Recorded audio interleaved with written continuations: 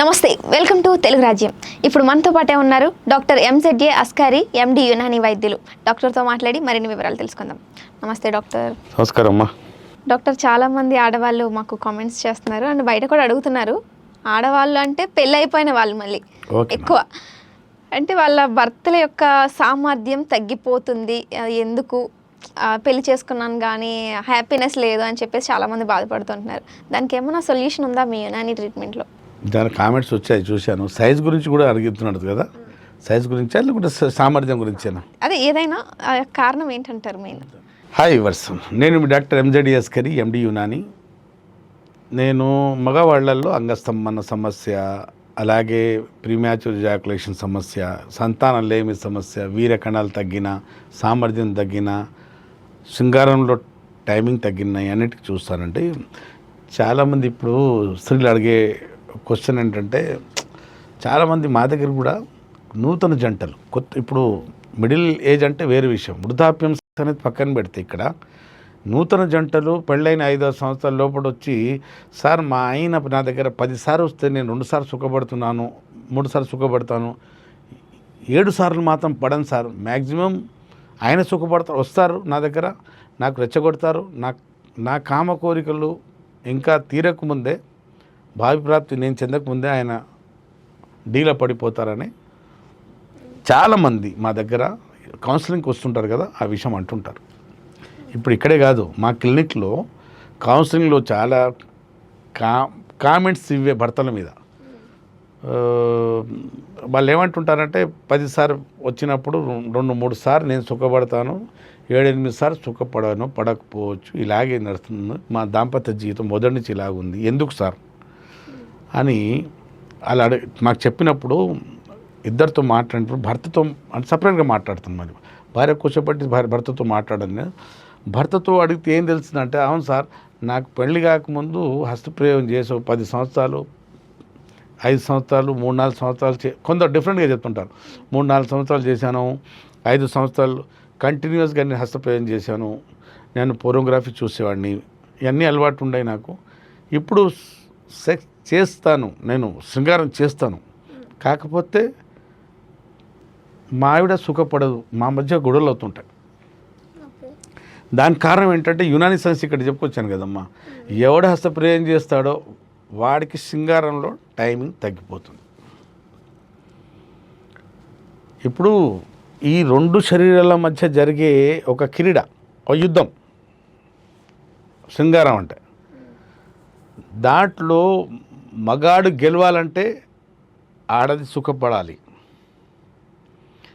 మగాడు ఓడిపోవాలి అంటే ఓడిపోతాడు. ఎందుకంటే తను సుఖపడి అంగం ఎత్తబడి వెళ్ళిపోతాడు. సెక్స్ చేసేంత సామర్థ్యం అప్పుడు, అంటే శృంగారం చేసేంత సామర్థ్యం తనకు ఉండదు. ఈ సమస్య తనకు ఎందుకు వచ్చిందంటే, గతంలో పెళ్లి కాకముందు చేసే కంటిన్యూస్గా 13 సంవత్సరాలు 15 సంవత్సరాల నుండి కంటిన్యూస్గా హస్తప్రయోగం చేసుకోవటం వల్ల అంగంలో గట్టితనం తగ్గింది, టైమింగ్ తగ్గింది, 2 తగ్గాయి. ఇప్పుడు సామర్థ్యం లేదు, బెడ్ మీద రాణించలేక పోతున్నాడు, ఆమె సుఖపడకపోతుంది, పడకపోవటం వల్ల ఇబ్బందులు వస్తున్నాయి. అస్సలు మగాడి జీవితం మొత్తం దీని చుట్టూ తిరుగుతుంది. ఇది ప్రదర్శన, ఈ లైఫ్ మొత్తం తొడ సంబంధం 90 సంవత్సరాలకు ఉంటుందంట, తొడ సంబంధం లేకపోతే లైఫ్ లేదు. ఒక మగాడి దగ్గర కామశక్తి ఉంటే వాడు సంసారం, దాంపత్య జీవితం హాయిగా కొనసాగుతుంది. 10 కోట్లున్నా ఇది లేకపోతే వాడి జీవితం శూన్యమే. వాడి దగ్గర 10 రూపాయలు లేవు అనుకో, ఇది ఉందనుకో, భార్యాభర్తల మధ్య అన్యోన్యత ఉంటుంది, శృంగారం మంచి జరుగుతుంది, వాళ్ళ లైఫ్లో సంతానం కలుగుతుంది, అన్నీ కలుగుతాయి కదా. అంగంలో దమ్ము లేకపోతే ఏం లేదు, శూన్యం. ఇది వరము, ఇది లేకపోవడం శాపం. ఈ శాపం వరం మధ్య తేడా ఏంటంటే, గతంలో చేసిన కొన్ని తప్పుల వల్ల, కొన్ని చెడు వ్యసనాల వల్ల, అదే హస్తప్రయోగము, పోర్నోగ్రఫీ, లేదా బెడ్ మీద పడుకొని బోర్లో పండుకొని బెడ్తో అంగానికి రాపిడి చేసి భావిప్రాప్తి పొందుతుంటారు చాలామంది యువకులు. దానికి ప్రోన్ మాస్టర్బేషన్ అంటారు. దానివల్ల అంగం సన్నబడుతుంది, వంకరైపోతుంది, పెద్దగా ఉన్న చిన్నగా అయిపోతుంది, టైమింగ్ కూడా శృంగారంలో తగ్గిపోతుంది. ఇవన్నీ తగ్గిపోయే వరకు బెడ్ మీద రాణించలేడు, అంత శక్తి సామర్థ్యం ఉండదు, అంత టైమింగ్ రాదు. అప్పుడు వాళ్ళ పార్ట్నర్స్ వచ్చి సార్ మా దగ్గర ఇబ్బందులు వస్తున్నాయి సార్. కొన్ని సందర్భాల్లో వీర్య కణాలు తగ్గిపోయి వీర్యం మోతాదు అంటే దాని క్వాంటిటీ కూడా తగ్గిపోయి దాని చిక్కదనం తగ్గిపోయి సంతానాల సమస్య కూడా మొదలవుతాయి. సెక్స్ లేదు, సంతానం లేదు. ఇప్పుడు భార్య ఎందుకు ఉంటుంది? భార్య తన ఇంటి దగ్గర ఫుడ్ ఉంది, గుడ్డ ఉంది, ఇల్లు ఉంది, అన్నీ ఉన్నాయి. లేనిది భర్త దగ్గర దొరికే సెక్స్ పుట్టినిల్లో లేదు. ఆ సెక్స్ ఎక్కడ దొరుకుతుంది? మెట్టినిల్లో భర్త దగ్గర దొరుకుతుంది.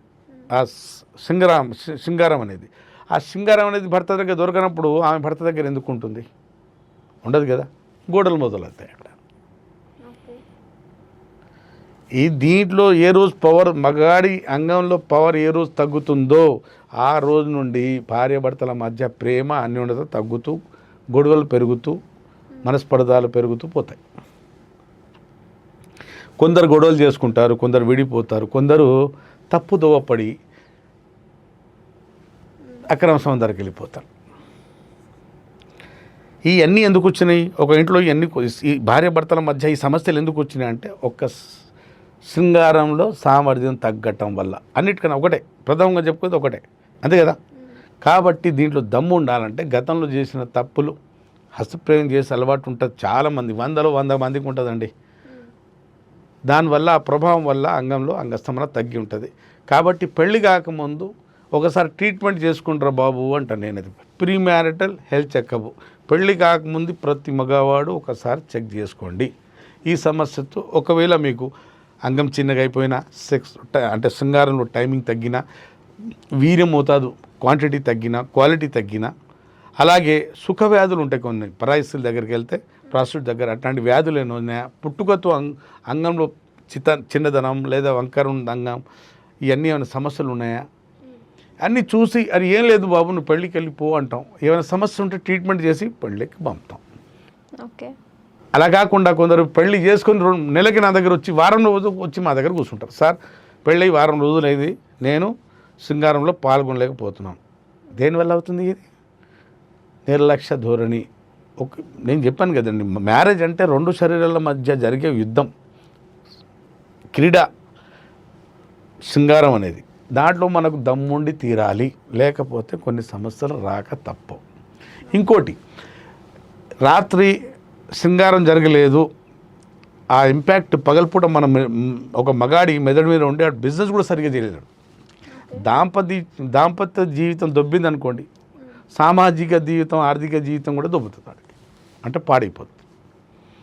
ఆ ప్రభావం అనేది, ఆ ఫెయిల్యూర్, నైట్ ఫెయిల్యూర్, ఏం చేయలేని సామర్థ్యం, నా దగ్గర సామర్థ్యం తగ్గింది, నేను అసమర్థుణ్ణి అనే ఒక భావన ఎప్పుడు నాటుపోతుందో వాడు పగలపూట పని చేయలేడు. కొందరు ఈ మధ్యకాలంలో అమ్మాయిలు అంటే భార్యలు చెప్పిస్తున్నారు, దాని పని రావు, నువ్వు అసలు చేయలేవు, ఆ పనే చేయట్లేదు, నేను తృప్తి చెందట్లేదు, గొడవలు మొదలు పెడుతున్నారు. ఈ మధ్యకాలంలో అమ్మాయిలు కూడా బాగా చదువుకున్నారు కదా, వాళ్ళకు టైమింగ్ తెలుసు, సెక్స్ తెలుసు, అన్నీ తెలుసు, కాబట్టి వాళ్ళు మాట్లాడతారు. కాబట్టి నా ప్రేక్షకులు నాకు వింటున్నారు, మీకు చెప్పేది ఒకటేనండి, మీరు తప్పులు చేసి ఉంటారు, అందరు చేస్తారు, మానవ సహజం, ప్రతి మానవుడు చేస్తాడు. ఎందుకు చేశారని ఎవరికి అడిగాను. మీలో ఏమైనా లోపం వచ్చిందనుకోండి, గతంలో చేసిన కొన్ని చెడు వ్యసనాల వల్ల మీకు ఏమైనా లోపం అంటే అండి, శృంగారంలో సామర్థ్యం తగ్గడం, అంగం సైజ్ తగ్గిపోవటం, చిన్నగా అయిపోవటం, సన్నబడిపోవటం, వీర్యం తగ్గిపోవటం, వీర్యం చిక్కదనం, క్వాంటిటీ, ఇవన్నీ లోపాలు వచ్చేసాయి అనుకోండి, మా దగ్గర రండి. ఒక బండి యాక్సిడెంట్ చేసి ఒక వర్క్షాప్కి వస్తే దానికి డెంటింగ్, పెయింటింగ్, సర్వీసింగ్ చేసి రోడ్డు మీద పెడతారు కదా, అలాగే మీకు ఏమైనా లోపం వస్తే అన్నీ మీ దగ్గర, అంటే లోపాలన్నీ సరిదిద్దేసి ట్రీట్మెంట్ చేసి మీకు బెడ్ దగ్గర తీసుకొచ్చి వాళ్ళు పెడతాం. పెళ్ళి అయిన తర్వాత మళ్ళీ ఏ సమస్య, భార్యాభర్తల మధ్య ఏ సమస్య రాకుండా ఉంటే వాళ్ళ దాంపత్య జీవితం హాయిగా సవ్యంగా సాగుతుంది. లేకుంటే అన్నీ స్పీడ్ బ్రేకర్స్, అన్నీ గొడవలే. విన్నారు కదండి, మీలో శక్తి తగ్గినా, సామర్థ్యం తగ్గినా, లాస్ ఆఫ్ లిబిడో, కామ కోరికలు తగ్గినా, వీర్య కణాలు తగ్గినా, వీర్యం తగ్గినా, మీరు ఆన్లైన్ పెయిడ్ కన్సల్టేషన్ తీసుకొని ఫోన్ నెంబర్ మీద నాతో మాట్లాడవచ్చు. దగ్గరలో ఉంటే, సౌలభ్యం ఉంటే నా దగ్గర వచ్చి కలిసి నేరుగా ఒకసారి చెక్ చేసుకొని మీరు ట్రీట్మెంట్ చేసుకోవచ్చు. పెళ్ళి కాకముందైనా, పెళ్ళి అయిన తర్వాత అయినా. అప్పటి వరకు సెలవు. ఓకే డాక్టర్, ఓకే, ధన్యవాదాలు. Thank you.